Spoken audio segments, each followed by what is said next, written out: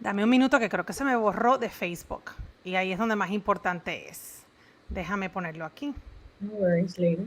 Let me remove. Si me quieres taguear en Facebook also, it's my same. Sí, I will. Yes, yo I te will. post as Sí, well. ahí te voy. That's where I have my biggest community, actually. En Facebook, yo también. Que la gente de Univision es muy fuerte en Facebook y esa gente, people are so loyal. Okay.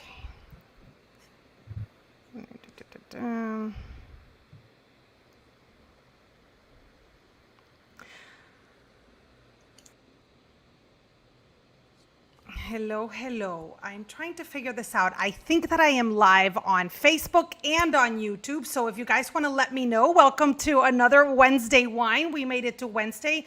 Hump Day, Señor Dios. We made it. Señor Dios, as I bring my wine up. You know how it is. A little bit of religion and a little bit of booze will get you through it. Guys, I'm so excited that you're here today. Welcome. I'm glad that our community can say hello to a good friend of mine who I've never spoken to personally. Isn't that strange? But that is the wonderful thing about social media and being engaged this way, that we can make friends and empathize and sympathize with each other and not even hear the voice directly, right? So that's what happened to me with my amiga today. And having her here is an honor because she is super busy, and that I am so grateful for that she made a little time for us, but also that she's busy because Mariana Atencio was our pride and joy because she did the crossover like Ricky Martin and me from Spanish TV to English network news. And we were all rooting for Mariana on MSNBC. And all of a sudden, Mariana says, that's it. I'm not doing this anymore. I'm going to go make my own path and create spaces for the voices I want to hear. And it's called Go Like Mariana. And I'm so excited. But this is the reason why she's here today. Because the other day, Mariana did a post on the Imposter Syndrome. And that day, I had spent my entire therapy hour with my psychologist of the last 20 years, because I've been in therapy for 20 years, talking about how guilty I felt that I had called in sick because I couldn't get out of my house because of a snowstorm, and how I usually don't think I deserve everything I have, especially at work. And then that afternoon, I spoke to a friend of mine who was lucky enough to get a bonus. And she, on the phone, was saying, I know, I'm very lucky. I probably wouldn't be getting one. But if I was a guy, I would be saying, hell yeah, I deserve one. But I don't do that. So I don't know if this imposter syndrome is because of being a woman. I don't know. You guys tell me, have you ever felt that way? That it's like, I know I belong. I've worked hard to be here, but there are days that you're like, oh my God, un día de esto.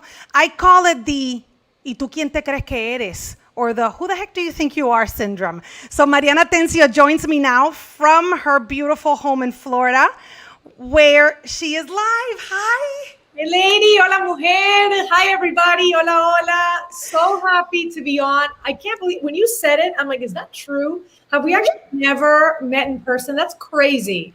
Because I feel like you're a close friend, you know? Pero that's Ana, because I have to say it, and of course your community probably knows that, like, tú estás ahí para la gente. O sea, you've been there for me. No, listen, when I published my book, Perfectly You, I remember the segment that you did on your news show about it. You know, every post, every high and low, because now on social media, like, I love it. We're able to just kind of present the way our lives are unfolding, and the triumphs and the failures. And you are always there with a comment, with a like, con algo lindo que decir. So thank you so much. And that's why I feel like I know you. And the day that we actually like give each other that hug, my God, it's gonna be like that song Chariots of Fire.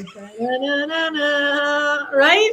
I'm telling you, and this happens to, I am blessed enough that this happens with a couple of people. And then you guys say yes to Wednesday wine. And I'm like, oh my God, así es que suena de verdad. Well, because this imposter syndrome that you're talking about, now as you said, after the launch of Go Like, where we are specializing in books, in motivational speaking, also in TV projects, original productions that really showcase our communities authentically, but that are also all about positivity.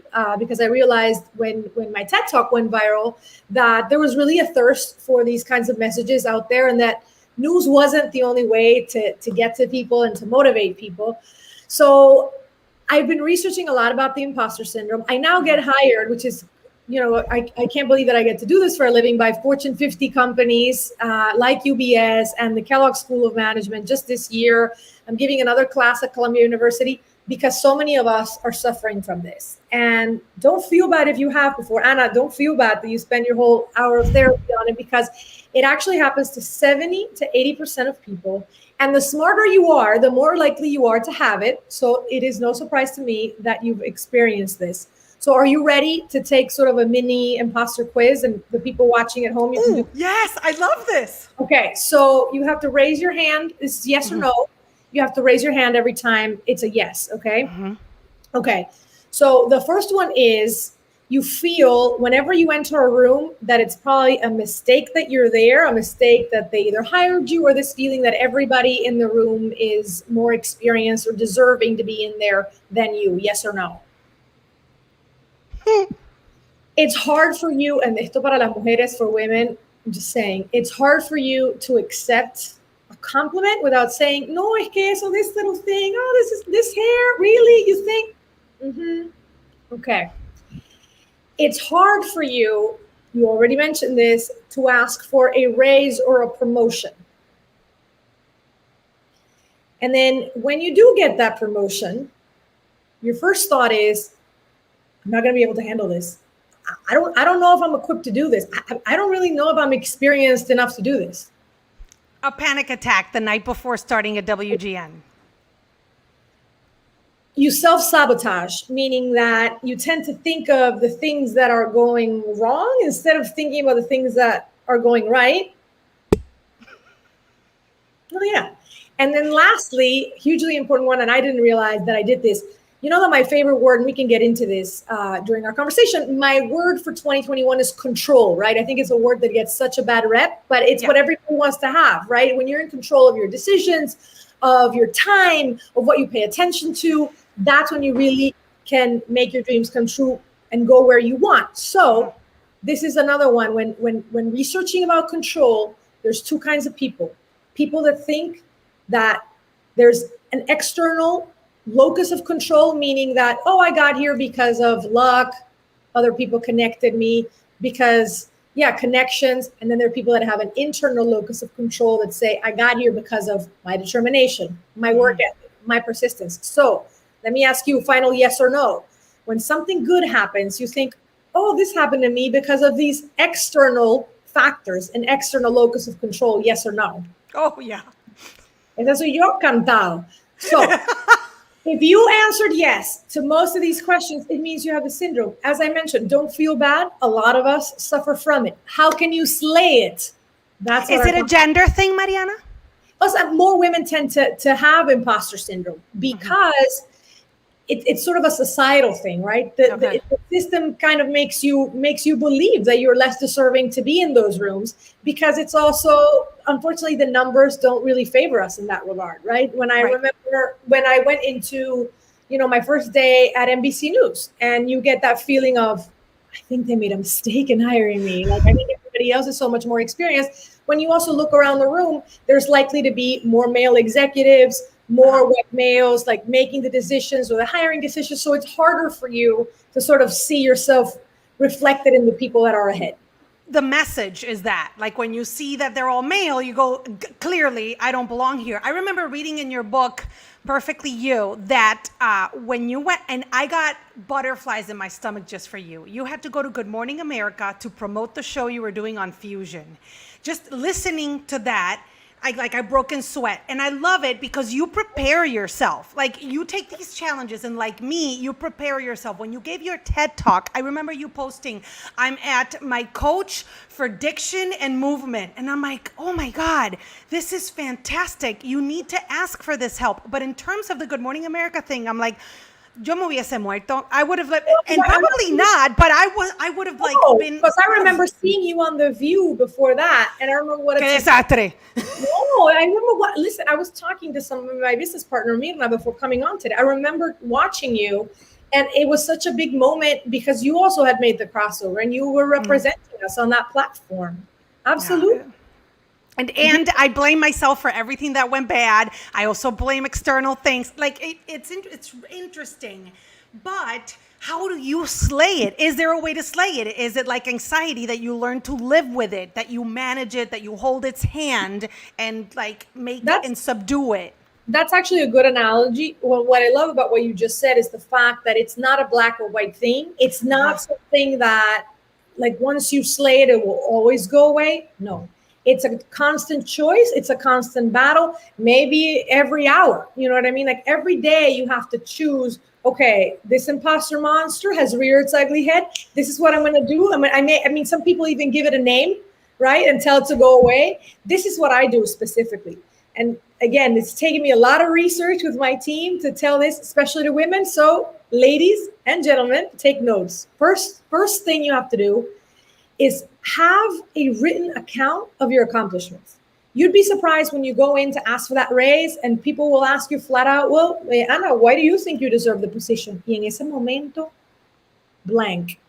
Like you have no idea how much revenue you brought in, how much bigger, the network's audiences because of you, the number of stories you've done, the number of awards you've won, the followers on your social media communities, all of that, people, the hours that you have worked, the additional shows, in your case, Ana, that you have done, all of that are things, like you have to have it on notes on your phone, right? It literally has to be an elevator pitch. And in those moments we forget. So number one, write down your accomplishments. Number two, this is a mind trick that I play on myself. Think of yourself as a manager in training or as an anchor in training, wherever it is you want to get to. I imagine whenever I walked into NBC News, and sometimes it was so paralyzing because of the imposter syndrome that my psychologist asked me, how would you describe it? And I'm like, I would describe it like quicksand. Sometimes I get there and I feel that like all my like self-confidence, like being like it's just sucked onto the ground, right? Mm-hmm. And she said to me, imagine there's a little camera in there in the corner of the ceiling watching you all the time. And you're already hired as an anchor in training. Everybody's watching you on this camera. How would they watch you react, interact with your superiors, with your colleagues? And at that moment, I said, well, I have to walk in like a jefa, like a boss. You know what I mean? So imagine yourself as a manager in training to keep yourself accountable as to your day-to-day interactions and how you really show up for yourself in these moments of doubt. List of your accomplishments, manager in training. Number three, have a person to call and to talk to. For me, that's my mentor, Mirna. She's a strong woman. She's older than me in the industry. Every time that I'm sort of, getting the imposter syndrome sort of out of proportion, I feel like it's this looming cloud over me, I call her, mira, in 2 seconds, cable a tierra, as we say in Spanish. That would be like, Mariana, you got this, you deserve this. And it's just somebody that gives me that shakeup that I need. Mm-hmm. Number four, it just helps also to write it down. Write down what it is you're feeling. Because sometimes when you fear these things that you can't even put into words, they become sort of like this dark monstrous cloud that is following you around. But if you actually write down like, okay, I am afraid that people are going to think that I'm not a good writer.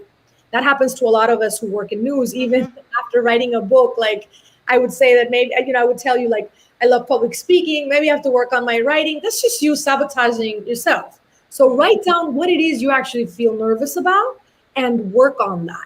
And then finally, I have a mantra that I share with my executives and my conference attendees that I would love to share and repeat with you today. Are you ready? Yeah. Whenever I walk into a room, y me da ese nervio and I question what it is I'm doing there, and I say, como que se equivocaron, I think they made a mistake in accepting me, I take a minute.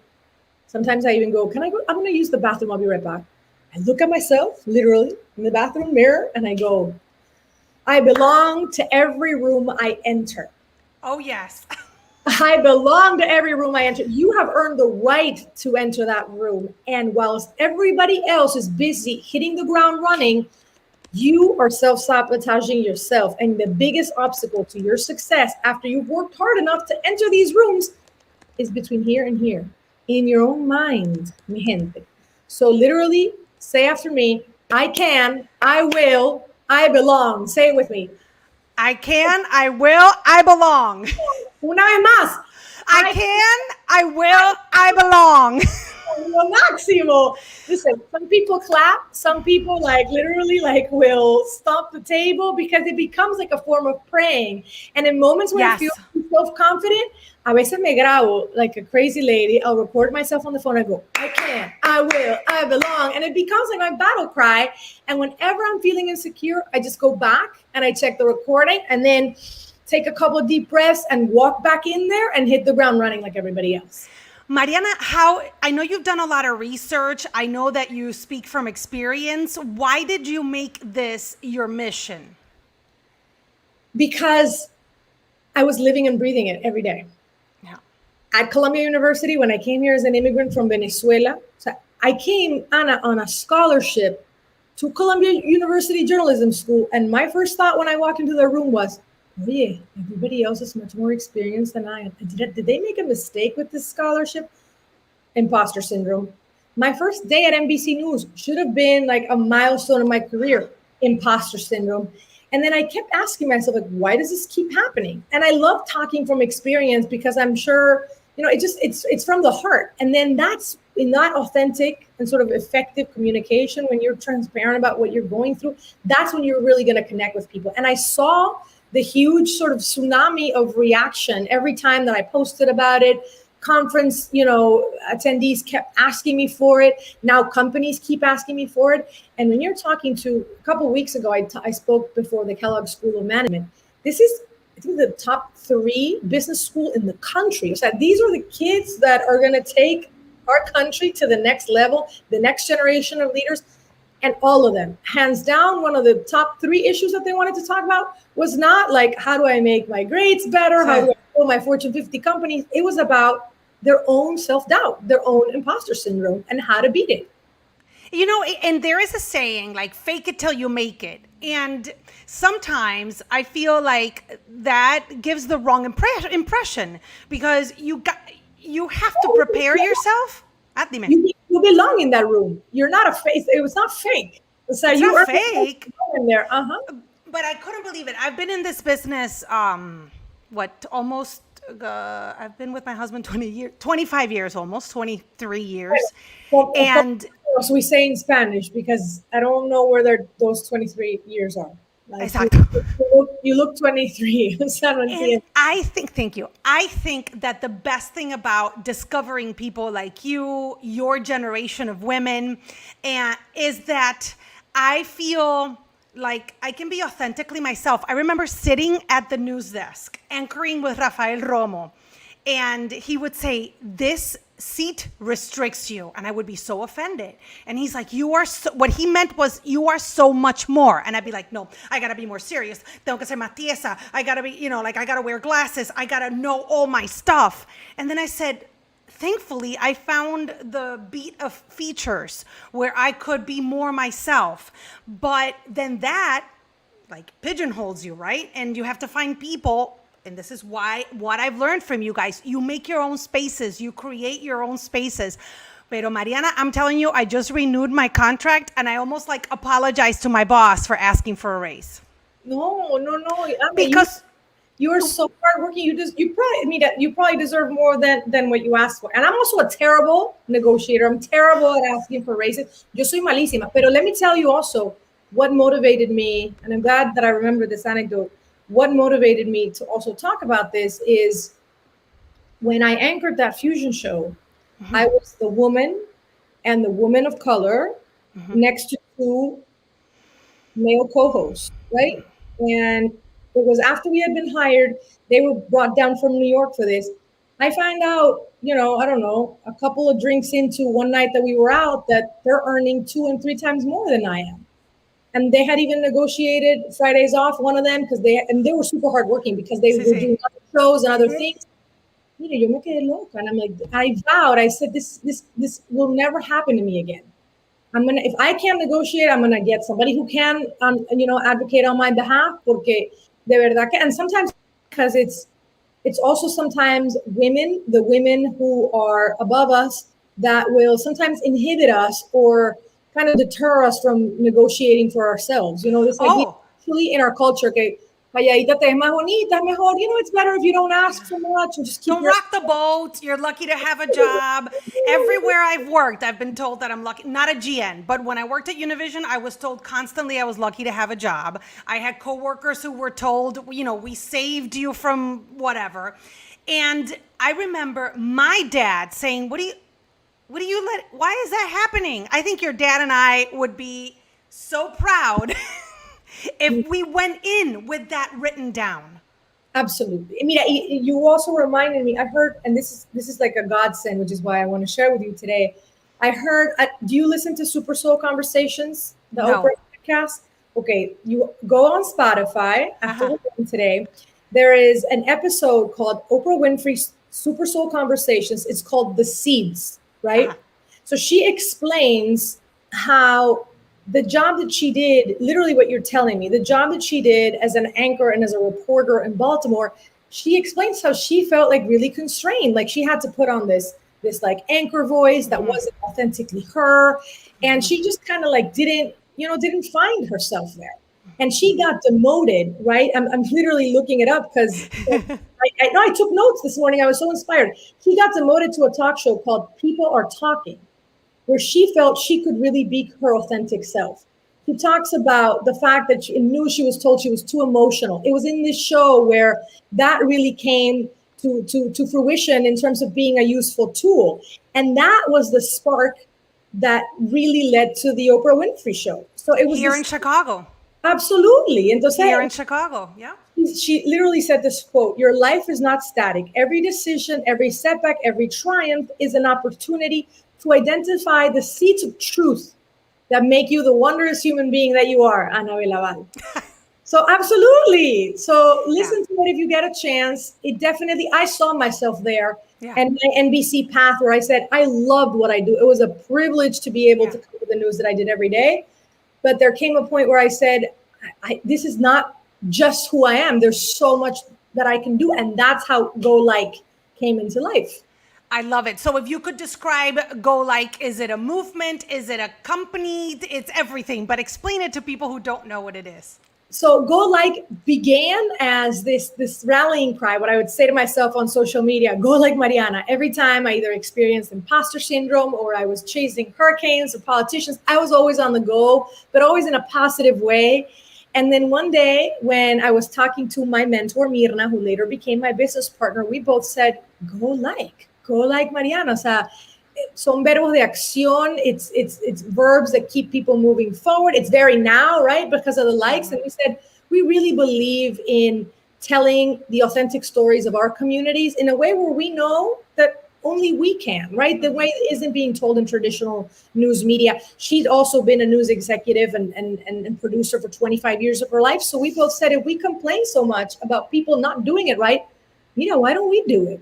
And Go Like just seemed, it was the perfect name. Now it's a multimedia production company, been named one of the top 100 Latina-owned businesses by Hola Magazine. We've secured partnerships with Voto Latino, the American Latino Museum, to represent our Latino community, but also with companies like Microsoft, NASDAQ, Airbnb, UBS, Wells Fargo, campaigns with Clinique, McDonald's. O sea, we're having our class at Columbia University. So for me, it's proving to the world, to these companies, universities, but also to these media executives, what we are all about as women, as Latinas, and I couldn't be happier. Y yo que estaba preocupada por ti. No, chica. No. We are so busy que no nos damos abasto. I am so happy. We hired somebody else literally 2 weeks ago. She's here with me, and I'm very happy to have her as part of my team. So we're growing like you wouldn't believe, and hiring 95% women, Latinas, and creating jobs here in our city of Miami. I mean, I couldn't ask for more. It's so wonderful to see, and I am so glad that you made this little espacio to share all this with me. We really needed this conversation. I'm going to share it everywhere because that quiz is exactly what we all need so that we can live in harmony with this imposter syndrome and not let it dominate us. And where can people find you? Your TED Talk has been watched by how many people now? It's crazy. It's like something like 15 million people. I get emails every day from little girls from South Korea, India, Turkey. It's crazy. It's so go like Ana, go like all of these amazing women that are going to change the world. I want to inspire them. That is my mission. That is the mission behind Go Like. And it's a wonderful journey. Get ready para lo que viene, for what's coming. Because we're just having so much fun and we're fulfilling our life's purpose. So I'm so blessed to have had this chat with you. At Mariana Atencio on Instagram is the easiest way to find me. I love that you also placed our website on there. Absolutely. Anything, please let us know if we can help, opportunities, if you need any guidance, if you just want to get together on a Wednesday and drink some wine. I'm also always here for that.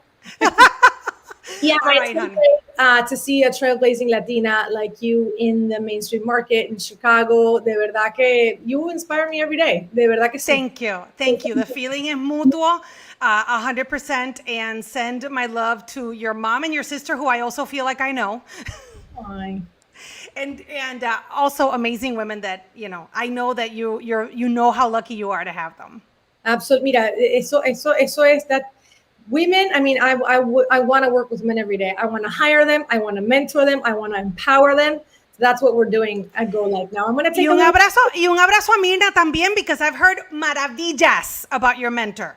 She is la Mujer Maravilla. Everything she touches turns to gold. So anyway, I'm very blessed to have her. I'm going to take a little video to post on my social. Absolutely. Oh my goodness, you have the Emily in Paris case. Pero ¿qué te crees? But of course. Antes muertas que sencillas nosotras. Did you recognize my earrings, Mariana?